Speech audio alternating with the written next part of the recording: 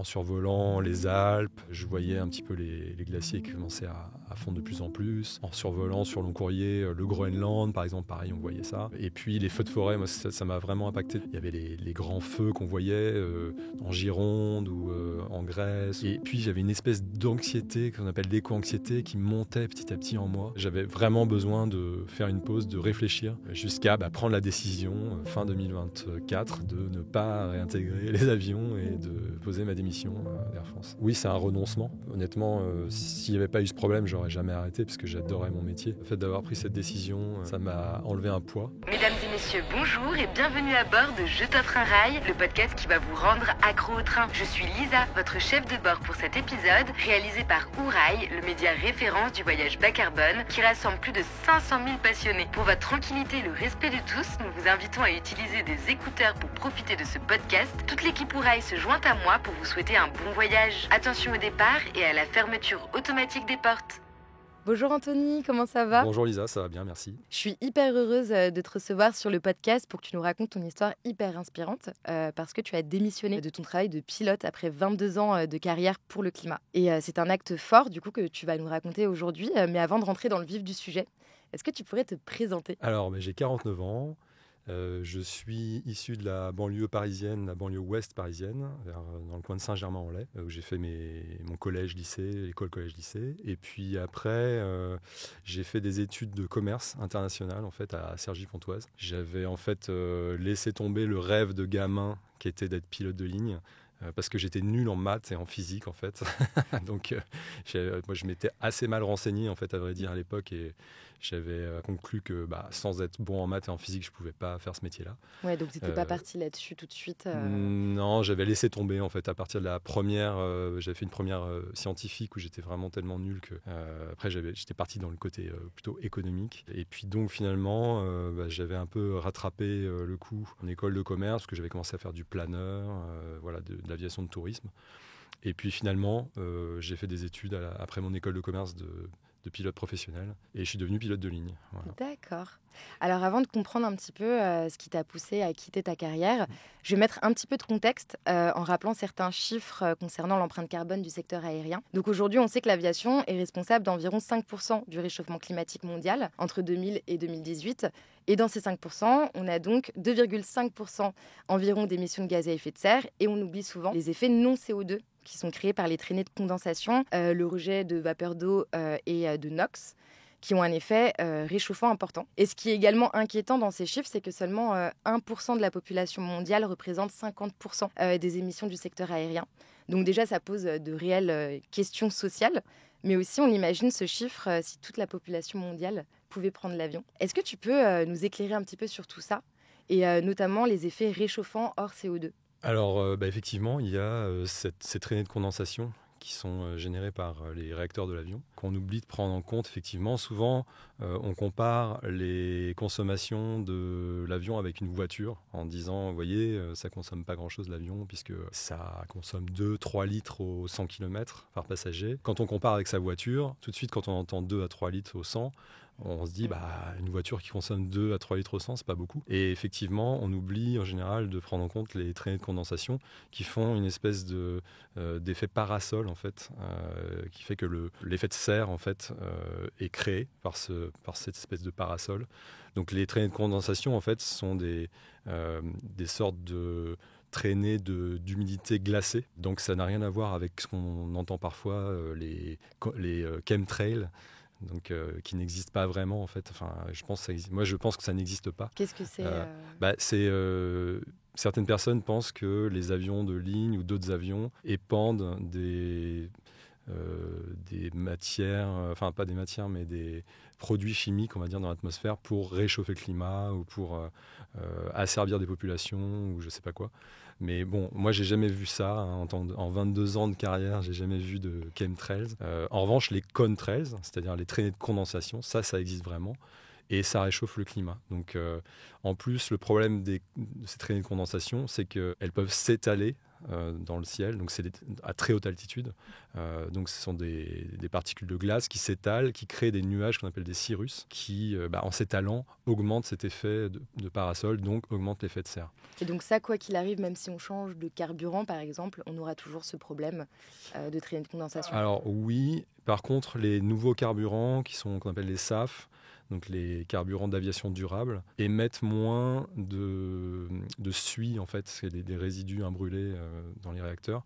Et du coup, c'est autour de ces particules de suie, notamment, que l'humidité dans l'atmosphère s'agrège et crée ces traînées de condensation. Donc comme dans ces nouveaux carburants qui ne sont pas issus du pétrole, mais qui sont plutôt issus de la biomasse, il y a moins de suie, il y a moins de ces particules-là, donc mécaniquement, il y a moins de traînées de condensation qui sera créée. Mais pour l'instant, ces carburants, peut-être on en reparlera, mais ils sont très très très minoritaires dans le carburant d'aviation. Effectivement, on va y revenir.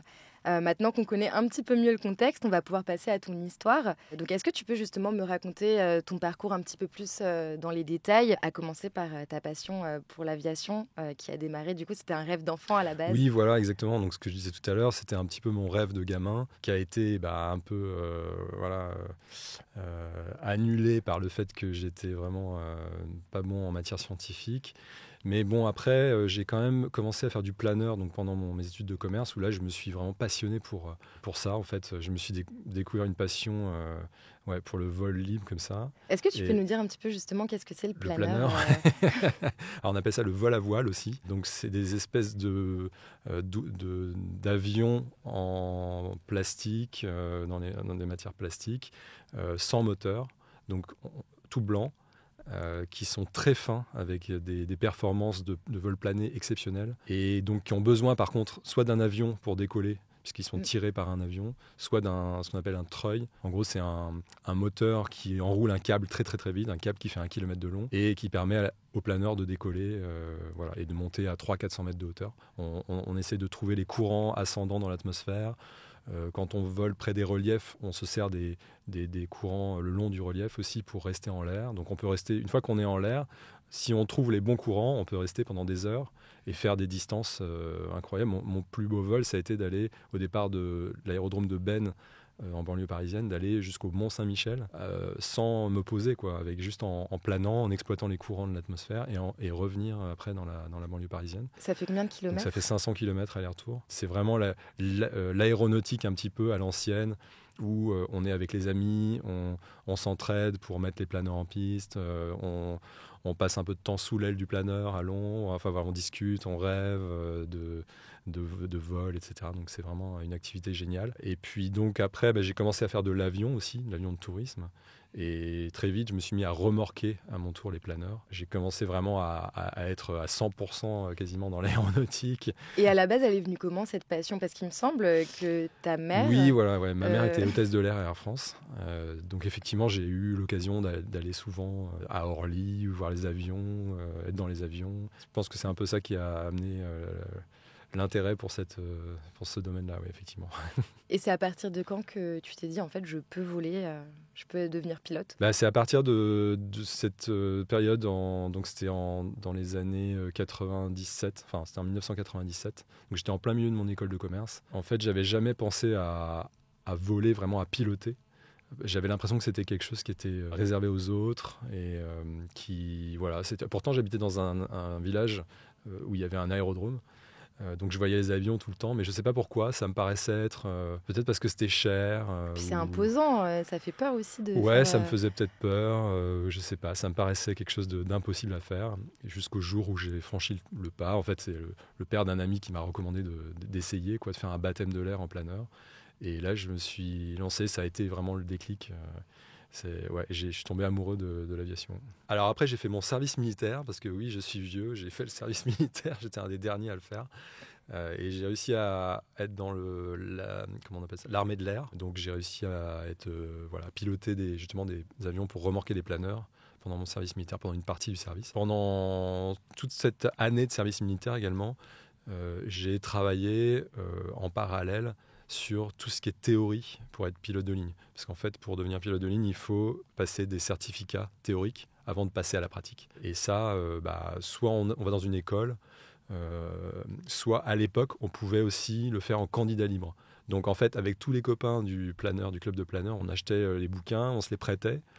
Et puis, on allait passer les certificats tous les 3 mois en candidat libre. Et donc, j'ai fait ça pendant mon service militaire. Et donc, en fait, tu t'es vraiment formé Ouais, en théorie, entre guillemets, où j'étais déjà pilote, mais de petits avions. Et puis, j'ai passé tout ce qui est certificat théorique de pilote de ligne pendant mon service militaire. Et du coup, après le service militaire, j'étais apte à rentrer dans une école de pilotage professionnel. J'ai fait ça pendant plusieurs mois à Lille, à côté de Lille. Et à l'issue de cette formation, j'ai postulé dans une compagnie. Enfin, j'ai postulé dans toutes les compagnies, en fait. Et j'ai été embauché dans une compagnie qui s'appelait à l'époque Regional Airlines, qui s'appelle maintenant HOP.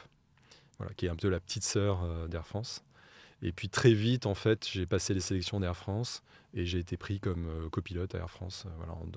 J'ai commencé à voler Air France en 2002. Et est-ce qu'à l'époque, déjà, on entendait certains chiffres, quelques avertissements sur l'empreinte carbone du secteur ? Alors moi, j'entendais pas trop. C'est pour ça que, en fait, je sais pas si c'est moi qui étais sourd, qui voulais pas entendre, ou si on n'entendait pas trop parler. Je pense que c'est un peu les deux. Sans doute qu'on en parlait un petit peu. Il y avait quand même le sujet de l'écologie. Je pense que, en fait, ce qui s'est passé, c'est que les effets du réchauffement climatique sur la biodiversité, etc., étaient très peu visibles encore. Ça existait. Il y avait plein de personnes qui déjà alertaient. Il y avait des rapports, le rapport Meadows, tout ça, qui avait déjà plusieurs dizaines d'années avant. Mais en fait, les effets étaient tellement peu visibles finalement qu'on ne s'en rendait pas vraiment compte, ou alors on ne voulait pas le voir. Moi, je pense que je ne voulais pas trop le voir, honnêtement. C'est arrivé plus tard. C'est arrivé à partir du milieu des années 2010, je pense, où là, on a vraiment commencé à voir des effets sur la nature. Et c'est là où moi j'ai pris conscience aussi. Après, peut-être on va en parler, mais je suis auteur-compositeur de chansons aussi. Et j'ai retrouvé récemment une chanson que j'avais écrite et composée et publiée même en 2006, qui s'appelle Canadair et qui parlait justement des feux de forêt. Après, en 2011, j'avais fait une chanson sur les inondations, sur l'eau qui monte. Donc en fait, ancré, quoi. Ouais, après coup, je me suis rendu compte que j'avais déjà conscience de plein de trucs en fait, même si ça paraissait un peu lointain et je voulais pas forcément m'avouer grand chose. C'était peut-être pas forcément dans le contexte de l'urgence aussi. Ouais, c'est ça exactement. Et du coup, avant tout ça, comment tu as vécu ton expérience de pilote justement ? C'est génial. Le métier de pilote de ligne, il est exceptionnel. Hein. C'est vraiment entre nous, on dit on travaille dans le plus beau bureau du monde parce qu'on voit le soleil tous les jours, on passe toujours au-dessus des nuages. Le métier est ultra intéressant. Évidemment, c'est un métier où on voyage beaucoup, on travaille en équipe, donc il y a tout le challenge aussi de ce côté-là. Il y a la remise en question permanente parce qu'il faut toujours des entraînements, des contrôles au simulateur de vol, une visite médicale tous les ans qui est assez poussée. Donc chaque année, on peut perdre sa licence quelque part. C'est un métier, moi ce que j'aimais bien aussi, c'est que c'était un métier à la fois un peu intellectuel, parce qu'il faut élaborer des stratégies, il faut réfléchir à plein de paramètres, il faut avoir un esprit de synthèse, et puis maîtriser ses nerfs. Et en même temps, c'est un métier un peu manuel, parce qu'on pilote l'avion avec les mains, quoi. Il y a de la dextérité à avoir. Donc c'est un métier qui est ultra satisfaisant, en fait, et qui est très très intéressant. En plus, on a un bon salaire. C'est vraiment un métier qui est génial. D'ailleurs, c'est pas pour rien que c'est le rêve d'énormément d'enfants de faire ça, et après même d'adultes. Il y a des adultes qui se reconvertissent. J'ai connu des adultes qui avaient déjà un métier et qui se reconvertissaient. D'ailleurs, à Air France, il y a plusieurs personnes assez connues qui sont devenues pilotes de ligne, comme le champion olympique Jason Lamy-Chapuis, un chef d'orchestre très connu qui est devenu pilote de ligne. Voilà, donc c'est un métier qui fait rêver, même quand on a déjà une activité rémunératrice, etc. Donc non, j'ai vraiment adoré ce métier. Et comme je dis souvent, si les avions volaient avec de l'eau ou de l'eau de mer ou quoi, il y aurait d'autres problèmes, mais sans doute j'aurais pas arrêté. Voilà, j'ai arrêté à cause du problème de réchauffement climatique. Totalement. Et du coup, on va y venir justement, parce que progressivement, tu commences à voir des signes. Comment ça s'est fait justement ce processus Comment les premières interrogations sont venues? Qu'est-ce que tu as commencé à voir dans le ciel? Alors effectivement, donc, comme je disais juste avant, je pense qu'il y a eu un terrain petit à petit qui s'est un peu dégradé en moi, entre guillemets, par rapport à la tolérance à tous les phénomènes effectivement écologiques, notamment parce que effectivement quand on vole en avion de ligne, surtout dans le cockpit, parce que quand on est passager encore, on est absorbé peut-être par une lecture, un film, le plateau repas, etc. Donc on ne regarde pas forcément par le hublot, mais nous, on passe notre temps à regarder dehors. Et effectivement, en survolant les Alpes, je voyais un petit peu les glaciers qui commençaient à fondre de plus en plus. En survolant sur long courrier le Groenland, par exemple, pareil, on voyait ça. Et puis les feux de forêt, moi, ça m'a vraiment impacté. D'ailleurs, j'ai même fait une chanson effectivement là-dessus. Et ça, t'en voyais de plus en plus. Moi, j'avais l'impression d'en voir de plus en plus. Il y avait les grands feux qu'on voyait en Gironde ou en Grèce ou dans ces endroits-là. Après, on survole aussi des zones très arides. Donc on peut pas, en Espagne par exemple, on voit vraiment, c'est vraiment impressionnant, on voit la limite entre la végétation et après une partie qui devient très désertique. Et en fait, je corroborais ça petit à petit avec tout ce que je pouvais lire ou voir comme émission, comme documentaire sur le sujet. Et en fait, petit à petit, ça me paraissait de plus en plus criant, en fait, toute cette... tous ces problèmes auxquels on était confrontés. Et puis j'avais une espèce d'anxiété qu'on appelle l'éco-anxiété qui montait petit à petit en moi. Et je me posais de plus en plus de questions en fait. Et jusqu'à arriver à un point où je remettais carrément en question mon job, quoi. Oui, parce que c'est ça, en fait, en parallèle, tu as commencé aussi à... Enfin, tes interrogations t'ont amené justement à lire des choses. À partir des années mi-2010, j'ai commencé à vraiment me poser des questions. Et puis, je suis devenu commandant de bord en 2018. Et là, le jour où je suis devenu commandant de bord, en fait, c'était le plus beau jour de ma vie professionnelle. Parce que c'était vraiment l'aboutissement d'un très long parcours. Et puis, surtout, vu qu'au départ, j'avais abandonné l'idée d'être pilote. Donc, le fait de devenir commandant de bord, c'était vraiment un aboutissement. Et puis, en même temps, il y avait une espèce de demi-teinte parce que je savais de plus en plus que c'était une activité qui avait un impact en fait sur le climat, même si c'est pas l'activité qui a le plus d'impact, hein, ça n'a rien à voir avec les centrales à charbon ou avec ce genre de choses, mais ça a quand même un impact. 5%, comme tu disais, du réchauffement climatique. Et donc, finalement, ça devenait de plus en plus difficile pour moi. Dans le métier, pas tant que ça, parce que quand j'étais en train de piloter ou quand j'étais en train de... dans l'avion, évidemment, j'étais tellement pris par mes activités. Surtout en tant que commandant de bord, on a en plus l'avion à gérer, le pilotage, etc. Donc, j'y pensais pas trop dans l'avion, mais c'est quand je revenais chez moi, sur les périodes un peu de repos, où je me disais, quand même, mince. Et puis après, il y a eu le Covid. Et pendant le premier confinement, on a été arrêté de vol pendant 2 mois. Il y avait presque plus d'avions qui volaient. Au début, j'ai fait quelques vols pour rapatrier des gens qui étaient bloqués dans leur pays, de vacances ou autres. Et puis après, très vite, ça s'est arrêté.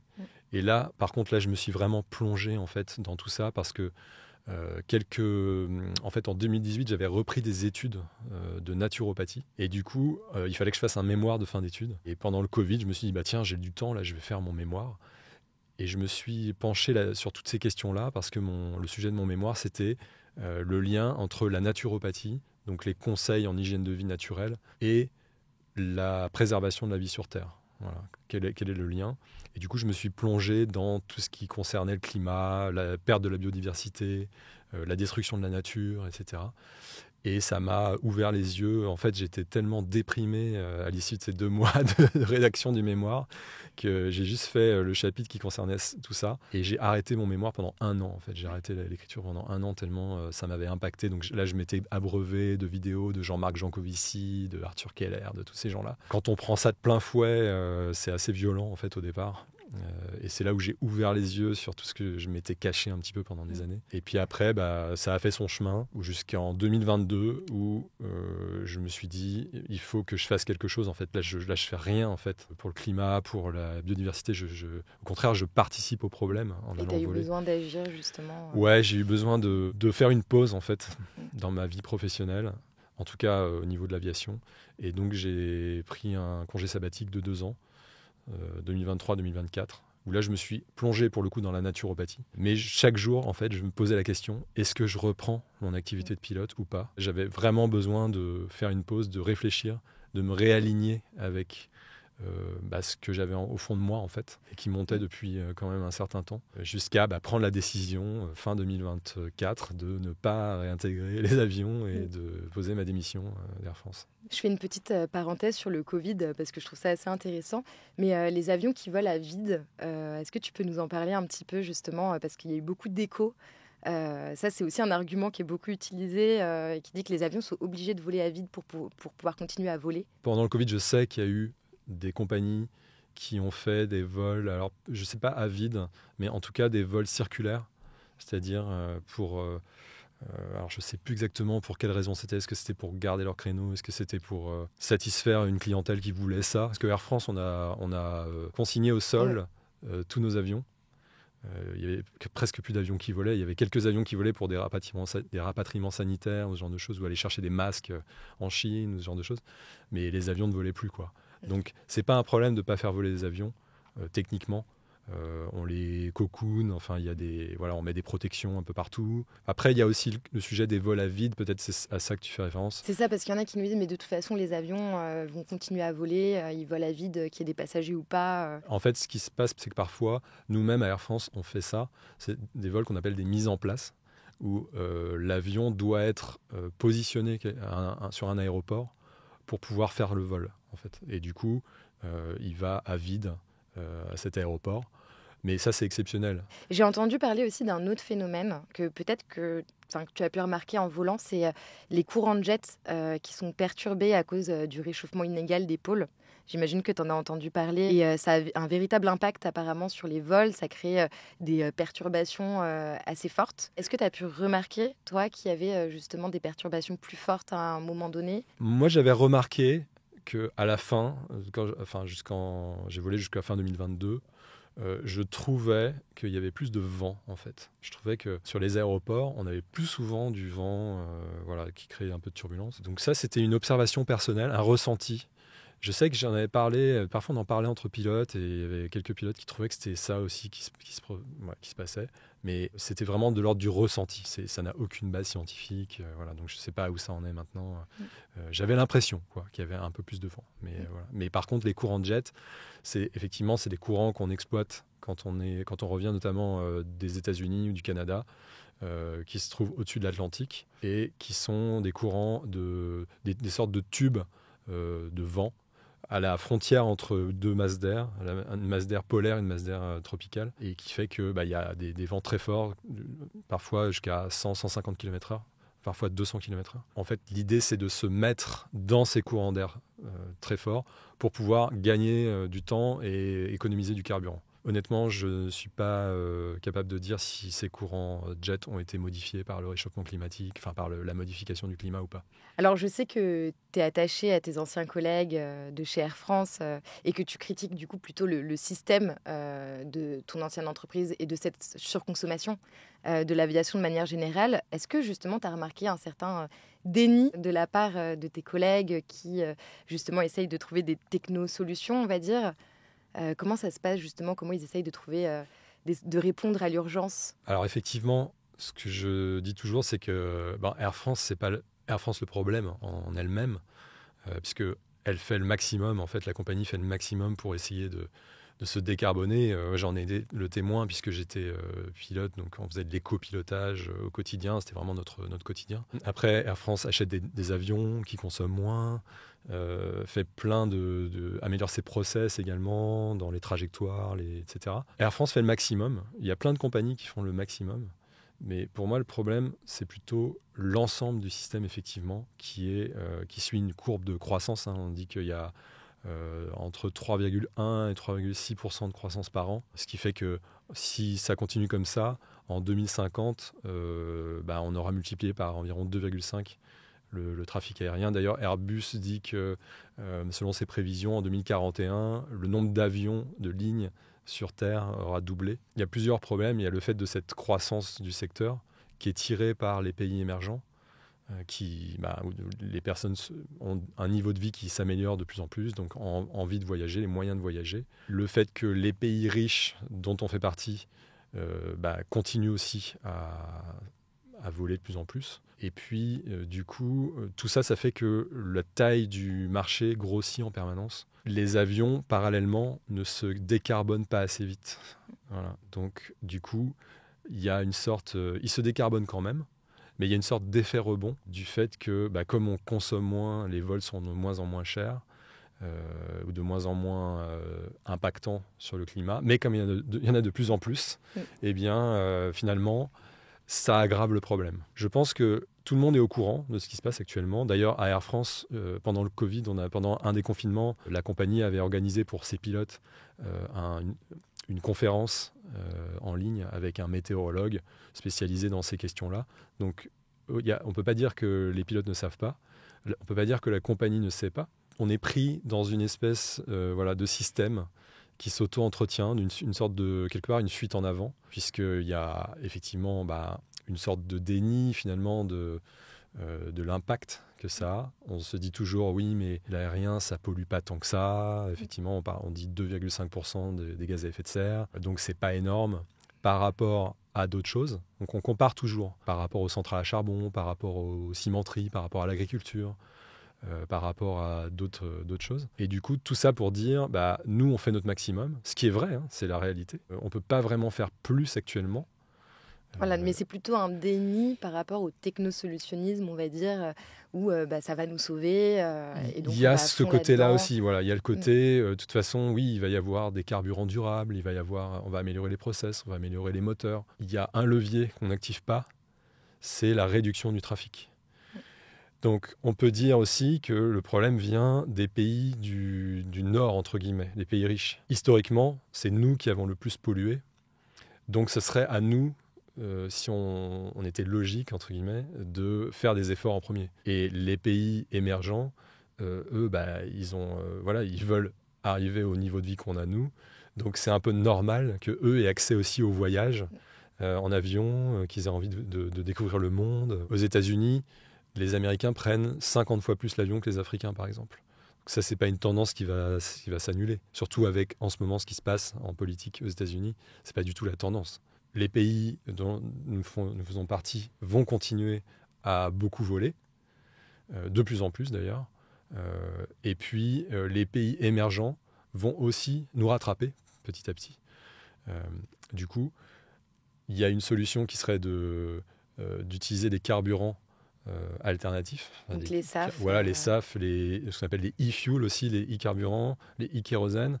Donc les SAF, tout ça, c'est des carburants issus de la biomasse ou issus de la transformation de l'hydrogène, issus de la conjonction de l'hydrogène et du CO2, capté du CO2 de l'atmosphère ou des industries, et le mêler à de l'hydrogène qui a été créé à partir de l'hydrolyse de l'eau. Et tout ça, ça a un rendement très faible, donc c'est très, très énergivore. La biomasse, il va y avoir potentiellement des conflits avec ce qu'on fait pousser pour se nourrir, notamment. Donc voilà, tout ça, ce sont des carburants qui pourraient faire, en gros, si on les utilisait vraiment à fond, baisser d'un tiers les émissions de gaz à effet de serre. Après, un autre tiers, ce serait les process, ce serait la technologie, les avions qui consomment moins, etc.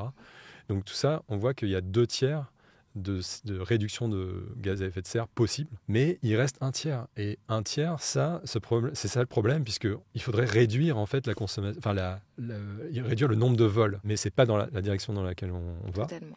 Donc on voit qu'il y a un problème presque mécanique. Pour changer les carburants, etc., il faut aussi changer la flotte. Ça prend un temps fou. Alors, pas pour les SAF, pas pour ces carburants-là, puisqu'on peut les utiliser dans les moteurs avec les moteurs actuels. Par contre, là, tu parles peut-être des avions etc. Donc ça, c'est à un horizon plus lointain, où là, effectivement, il faut par exemple, l'avion hydrogène, il faut changer les avions, il faut changer tous les process au niveau de l'aéroport. Il faut changer les endroits pour stocker l'hydrogène. Les avions sont des avions complètement différents, donc peut-être il faudra adapter les pistes, les aéroports, les terminaux, etc. Enfin voilà, il y a plein de sujets effectivement hyper complexes par rapport à tout ça. Avant de prendre ta décision de démissionner, est-ce que tu as pensé justement à agir un petit peu de l'intérieur pour pousser à des prises de décision en faveur du climat Alors, en tant que pilote de ligne, moi j'étais un exécutant, donc j'étais vraiment voilà, je pilotais des avions, donc j'appliquais des protocoles, des checklists, des processus. Voilà. Donc je ne suis pas ingénieur, donc je n'ai pas mon mot à dire dans la conception des avions. Au niveau des process, là, ça m'est arrivé parfois de faire des remontées sur des choses qui, à mon sens, n'allaient pas. Par exemple, pendant longtemps, on a fait ce qu'on appelle le transport carburant. Donc, c'est-à-dire que on se base sur le prix du carburant sur l'aéroport de départ et le prix du carburant à l'aéroport d'arrivée. Et si le prix du carburant à l'aéroport de départ est vraiment beaucoup moins cher que celui à l'arrivée, eh ben, on fait ce qu'on appelle du transport de carburant, c'est-à-dire qu'on remplit un peu plus les réservoirs que prévu. Comme ça, on a moins à avitailler sur l'aéroport de destination. Donc finalement, ça coûte moins cher à la compagnie. Le problème, c'est que quand on fait ça, on est plus lourd. Parfois, on peut transporter plusieurs milliers de litres de carburant. Et un avion de ligne, plus il est lourd, plus il consomme. C'est pour ça qu'on prend en général juste la quantité de carburant qui permet de faire le vol. Et pas plus. C'est pas comme dans une voiture où on remplit, on fait le plein. Ça marche pas comme ça dans les avions. Et donc ce transport de carburant, ça économisait en termes d'argent pour la compagnie. Mais par contre, c'est une hérésie quelque part en termes écologiques parce qu'on surconsomme pour économiser de l'argent. Donc moi, j'étais le genre de personne à faire des remontées là-dessus, à dire voilà, je trouve que c'est pas normal. Donc finalement, la compagnie a pris en compte ça au bout d'un moment. Et Air France a arrêté le transport de carburant. Il y a plein de compagnies qui le font encore. Voilà, ça, c'est un peu un mini-scandale. Voilà. Donc, tu arrivais quand même à avoir un petit appui. Voilà. Sur les process, sur le métier en lui-même, parfois, oui, on pouvait avoir un petit impact. Par contre, après, effectivement, il y a des gens dans la compagnie qui s'occupent d'optimiser vraiment tout ça, les trajectoires de vol, tout ça. Donc ça, c'est vachement intéressant. Moi, au moment où j'avais toutes ces prises de conscience, on m'avait parlé éventuellement de rejoindre cette équipe. Moi, j'étais déjà passé au stade d'après, où pour moi, c'était plus suffisant, disons, d'optimiser les trajectoires et tout. Ce qu'il fallait, c'était vraiment réduire le nombre de vols, quoi. Donc j'étais au-delà de tout ça, et du coup, ça, c'était complètement inaudible, en fait. Voilà, je m'en étais ouvert au président, au PDG d'Air France en 2022, et voilà, évidemment, j'étais conscient que tout ce que je disais, c'était un peu naïf par rapport à l'industrie aéronautique, et évidemment, il n'y aurait aucun écho. Donc voilà, donc j'avais vraiment pas beaucoup la main finalement là-dessus en tant que pilote. Et d'ailleurs, tes collègues, est-ce que vous en parliez fréquemment Est-ce qu'eux aussi pouvaient ressentir justement une dissonance cognitive un peu comme toi ? Oui, alors surtout à la fin, j'en parlais pas mal avec mes collègues. Alors ça dépend des gens. Il y a des gens qui étaient très sensibles à ça, qui effectivement étaient conscients du problème. D'autres, beaucoup moins. Donc ça dépend de l'histoire de chacun, ça dépend du contexte, etc. À la fin, je disais à mes copilotes, tu sais, je crois que en fait, je vais devoir arrêter le métier de pilote. Je me sens plus du tout aligné là, ça n'a plus de sens. Et à chaque fois, ils me disaient, mais tu sais, si tu pars, ça sert à rien parce que tu vas être remplacé immédiatement par un autre commandant de bord ou un copilote qui va devenir commandant de bord. Donc quelque part, ça n'aura aucun impact. Et effectivement, là, je leur répondais, oui, mais c'est plutôt pour moi, pour me réaligner avec mes convictions, parce que là, je me sens mal. Puis après, j'imagine aussi que c'est très difficile en tant que pilote de faire une croix sur son métier, parce que c'est beaucoup d'investissement. Oui, voilà, au départ. ouais. C'est ça. Donc après, il y a ce qui s'appelle le biais de coût irrécupérable, qui est en fait un phénomène qui se passe dans notre cerveau. Quand on investit beaucoup de soi, beaucoup de temps, beaucoup d'argent, beaucoup de rêves dans une activité, et c'est valable pour les entreprises aussi, eh bien, on a du mal après à partir à cause de justement tout ce qu'on a investi. Donc, c'est-à-dire tous ces coûts irrécupérables. Donc, si je peux donner un exemple, par exemple, l'autre jour, j'étais dans une pharmacie où il y avait plusieurs caisses, plusieurs queues, etc. Et ça faisait un quart d'heure que je faisais la queue pour payer. Ça avançait lentement, mais bon, il me restait encore la moitié de la queue à faire. Et tout d'un coup, il y a une pharmacienne qui vient et qui dit « Mesdames, Messieurs, il y a une autre caisse à l'étage où il y a beaucoup moins de monde. » Donc là, qu'est-ce que je fais ? Est-ce que je quitte cette queue où ça fait quand même un quart d'heure déjà que j'ai dépensé un quart d'heure de mon temps, donc j'ai mis quelque chose, voilà, j'ai dépensé du temps. Est-ce que je quitte cette queue pour aller à une autre caisse où peut-être ça va être moins long ? Du coup, qu'est-ce que j'ai fait ? Je suis resté dans la queue parce que je me suis dit je vais pas perdre Le quart d'heure que je viens de passer, je continue, quoi. Et dans l'aviation, pour moi, c'était exactement pareil. C'est-à-dire que j'avais tellement investi en temps, en rêve, parce que c'était quand même mon rêve de gamin, que j'avais abandonné à une époque, et puis j'étais reparti dedans. Donc je m'étais investi, j'avais beaucoup bossé par moi-même, j'avais beaucoup investi. Mes parents m'avaient payé mes études. C'était un métier où je gagnais bien ma vie, où j'avais des super collègues, le métier est super intéressant. Il y a plein de choses comme ça qui font que ça devient très difficile de partir. Donc c'est pour ça que j'ai mis 2 ans, en fait, 2 ans d'année sabbatique, de congé sabbatique, pour essayer de réfléchir à tout ça et voir si le jeu en valait la chandelle. Donc en fait, il y avait comme une balance en moi, en permanence, entre d'un côté ce qui était négatif, le changement climatique, la perte de la biodiversité, l'effet de serre, les avions qui polluent, etc. Parce qu'il n'y a pas que les effets de serre, hein, il y a aussi des polluants liés au carburant qui est consommé. Et puis, de l'autre côté, tous les côtés positifs, l'aéronautique. Quand on est pilote de ligne, on sert à quelque chose quand même. On emmène des gens parfois voir leur famille, etc. C'est utile. Et puis il y a les collègues, il y a la beauté du métier, tous les rêves, tout ce que ça, le statut social aussi quelque part. Voilà. Et donc il y a un équilibre. Et puis finalement, petit à petit, l'équilibre, la balance penchait du côté négatif. Et donc c'est là où j'ai pris ma décision. Je me suis dit non, en fait, je peux pas. Il faut que j'écoute ce qui monte en moi et il faut que j'écoute cette petite voix, cette intuition qui a fait que quand j'ai été jeune, cette petite voix, cette intuition m'avait poussé à devenir pilote de ligne. Et maintenant, elle est là à nouveau et elle me dit peut-être qu'il faut que tu arrêtes pour te réaligner avec tes valeurs. Est-ce que tu as vécu cette décision aussi comme peut-être à un moment comme un renoncement ou justement quitter ta carrière, c'est un petit peu ton premier acte significatif à impact pour actionner quelque chose autour de toi? Oui, c'est un renoncement, clairement. Honnêtement, s'il n'y avait pas eu ce problème, j'aurais jamais arrêté parce que j'adorais mon métier. Et puis après, heureusement, quelque part, j'avais repris des études de naturopathie entre 2018 et 2021. Qui fait que en fait, je me projetais aussi dans autre chose. Ça m'a permis d'avoir un autre horizon et de me dire que peut-être je pouvais gagner ma vie, entre guillemets, et faire une activité qui avait du sens autrement que dans l'aviation. Et comment ça se passe, ta démission? Quelle est la réaction de tes collègues, de tes proches, quand tu prends cette décision-là, justement? Alors, de mes collègues, au départ, ils n'ont pas été au courant. J'ai juste envoyé ma lettre de démission. J'ai envoyé une lettre au PDG d'Air France aussi pour expliquer mon geste. Et puis après, en fait, mon contrat s'est arrêté le 1er janvier 2025. Et le 2 janvier 2025, j'ai fait un post sur LinkedIn pour expliquer un peu mon geste et puis pour partager aussi. Et là, c'est là où ça a été, c'est rendu public, en fait. Donc, c'est là où beaucoup de mes collègues ont été au courant et beaucoup de mes amis. Où là, j'ai eu des réactions diverses et variées, hein, de la félicitation à l'encouragement, à complètement l'inverse, en fait. Des pilotes de compagnies étrangères qui m'ont incendié, etc. Donc, c'est des critiques que je comprends complètement parce que moi-même, en moi, il y a ce côté très critique.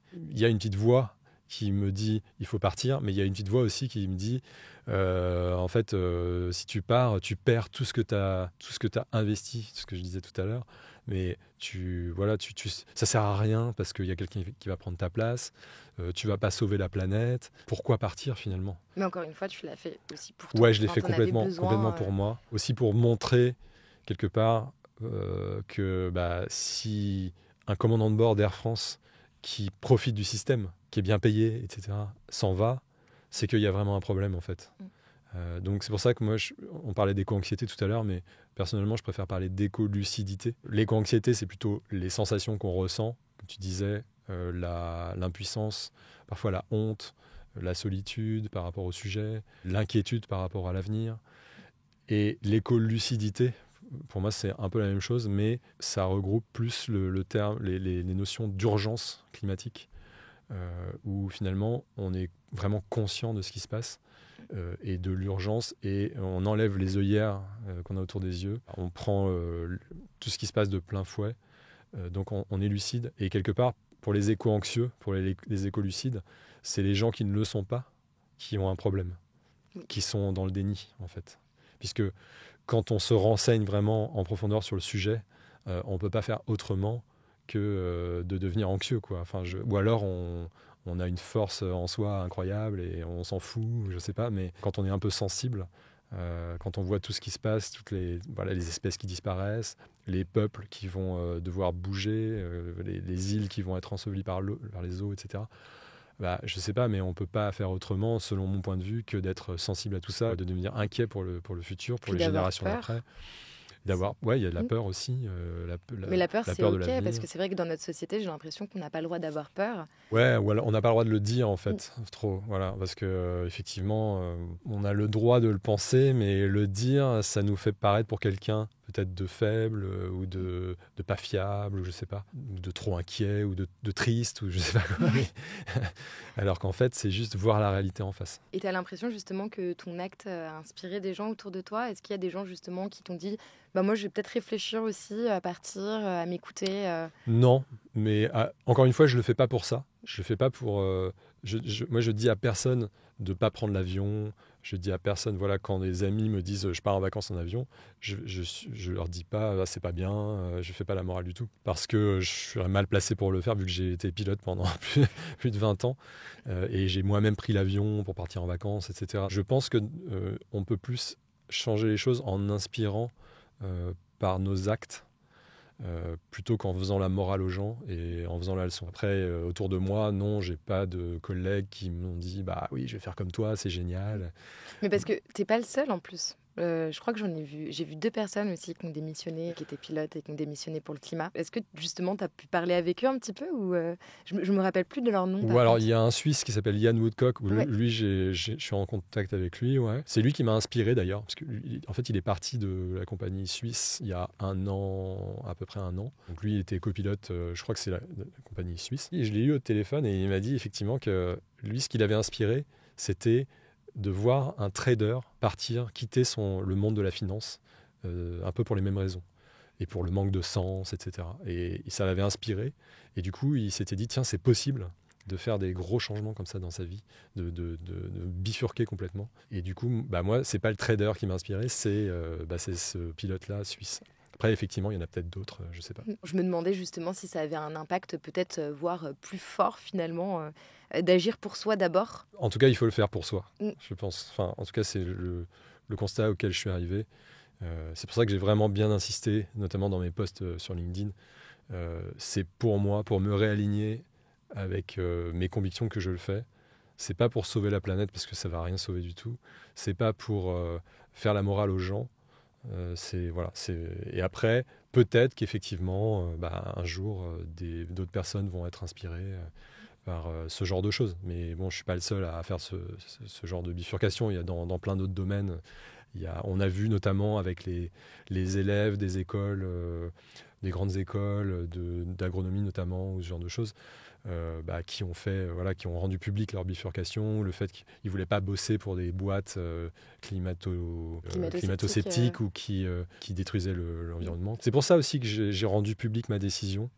C'est pour participer à cet ensemble. C'est pas pour mon ego personnel d'être ici aujourd'hui. J'ai d'autres activités qui me satisfont beaucoup. Mais par contre, c'est plutôt pour dire que c'est possible. Alors j'ai une citation d'un film de Miyazaki qui s'appelle Le vent se lève, que j'aime beaucoup. Et donc la citation c'est les avions ne devraient jamais servir à faire la guerre et encore moins à s'enrichir. Les avions sont des rêves merveilleux et les ingénieurs transforment les rêves en réalité. Est-ce que ça évoque quelque chose en toi, justement toi qui as quitté un rêve d'enfant Il y a une différence entre l'outil et ce qu'on en fait.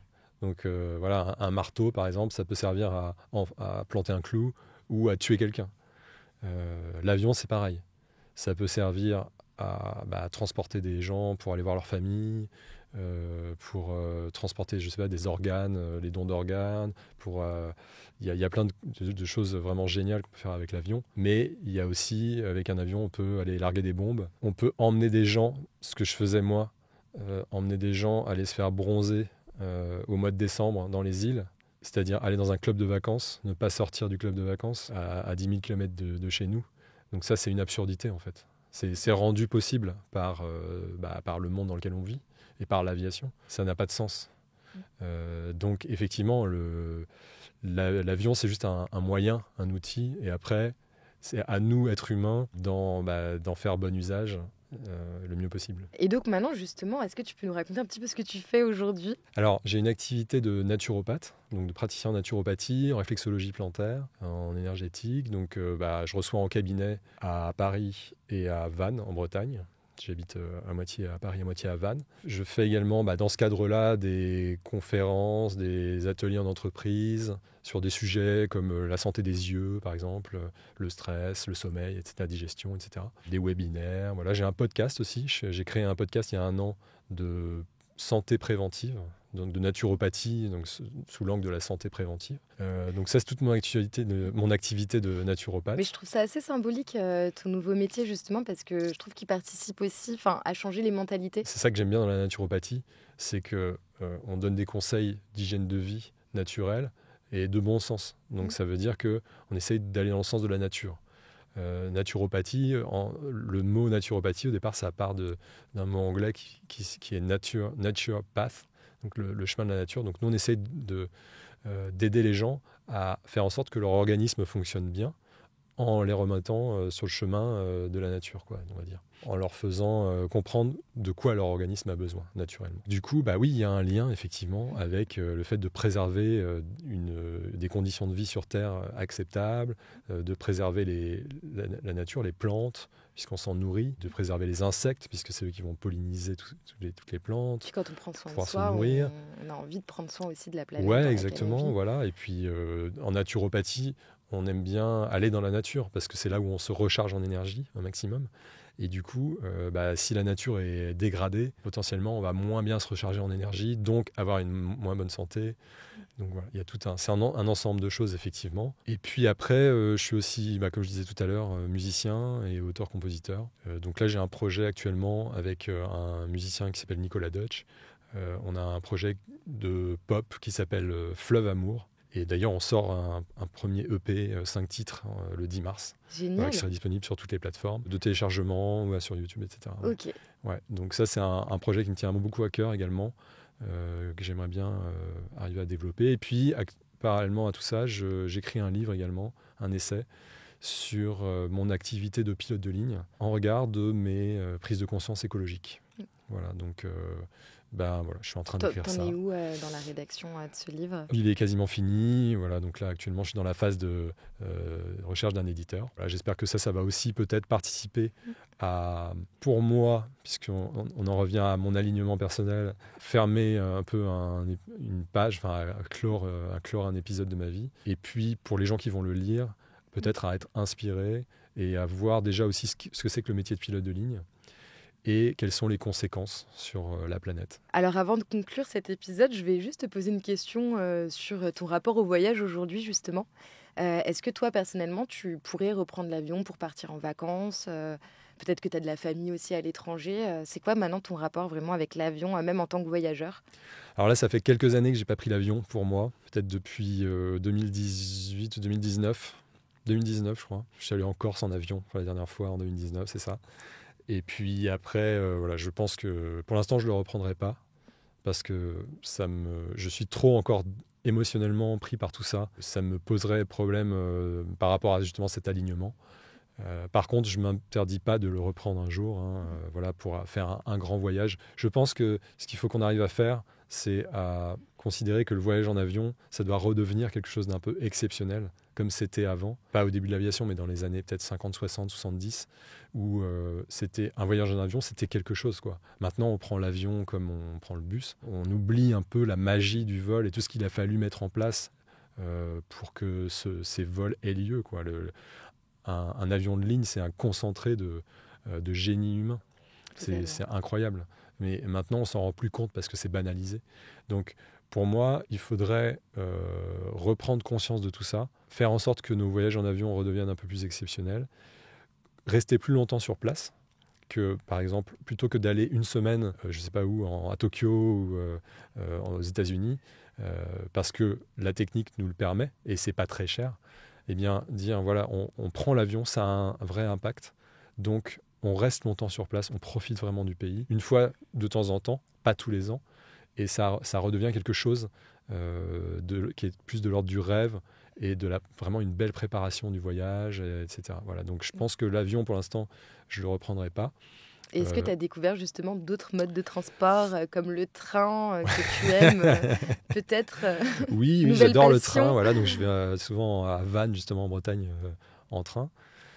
Moi, j'ai toujours adoré le train. C'est vraiment une petite bulle de calme et on peut travailler, on peut se reposer, on peut rêver en regardant dehors. Donc j'adore le train. J'envisage de partir en vacances en Europe, par exemple, en prenant le train. J'adore tous les influenceurs là, qui parlent du train en disant, voilà, j'ai mis 27 heures pour faire le voyage, mais je suis allé dans telle ville, telle ville, telle ville. C'était génial, j'ai pas du tout perdu mon temps, au contraire. Pour moi, c'est ça. Aussi, le voyage maintenant, ça serait de passer du temps dans le voyage en lui-même, en fait. On a l'habitude, ce que j'écris dans mon essai, maintenant, pour nous, maintenant, le voyage commence quand on se pose à destination. Mais en fait, il faudrait faire un peu machine arrière, je pense, et faire en sorte que le voyage en lui-même devienne une activité à part entière et un émerveillement à part entière. Voilà. Donc après, je me suis mis à faire pas mal de vélo aussi. Et depuis le Covid, là, je fais souvent des randonnées en vélo. Je marche beaucoup, je fais de la randonnée à pied. Voilà. Il y a d'autres moyens effectivement de se déplacer. Et pour finir sur une note joyeuse, est-ce qu'on peut dire que tu es plus heureux aujourd'hui ? Alors, j'ai le cœur plus léger, c'est sûr. Le fait d'avoir pris cette décision, ça m'a enlevé un poids. Donc, on peut dire oui, je suis plus joyeux. Et puis, je m'épanouis aussi dans mon activité de naturopathie, d'écriture, de musique. Par contre, il y a quand même un fond d'anxiété qui reste, d'éco-anxiété, parce que, évidemment, je ne peux pas m'empêcher de continuer à regarder tous les documentaires sur le sujet, à me renseigner, etc. Et voilà, une fois de plus, comme je disais tout à l'heure, je suis quand même lucide sur ce qui se passe. Et du coup, ça crée un fond d'anxiété qui restera toujours, je pense. Tu penses qu'un jour, tu auras envie d'agir un petit peu plus frontalement, en tout cas Peut-être, ouais, peut-être. Actuellement, j'ai quand même pas mal d'activités où j'ai l'impression d'être quand même utile. Le fait d'écrire le livre aussi, peut-être que ça va ouvrir certains yeux, on va dire. Bon, mais peut-être qu'un jour, oui, ça suffira pas et il faudra que je m'investisse, je sais pas, chez Greenpeace ou autre, peut-être, on verra. Affaire à suivre. Ouais. Merci beaucoup, Anthony, pour ton témoignage. Avec plaisir. Je pense que ton histoire est très importante à diffuser parce que tout le monde peut s'identifier en plus à ton parcours et dans ce que tu as pu ressentir également. Et je vous dis à très vite pour un prochain épisode. Mesdames et messieurs, vous êtes arrivés à destination terminus du train. Assurez-vous de n'avoir rien oublié et de vous abonner au podcast et à nos réseaux si ce n'est pas déjà fait. Toute l'équipe Ourail vous remercie d'avoir passé ce moment en notre compagnie et vous dit à bientôt pour un nouveau voyage bas carbone.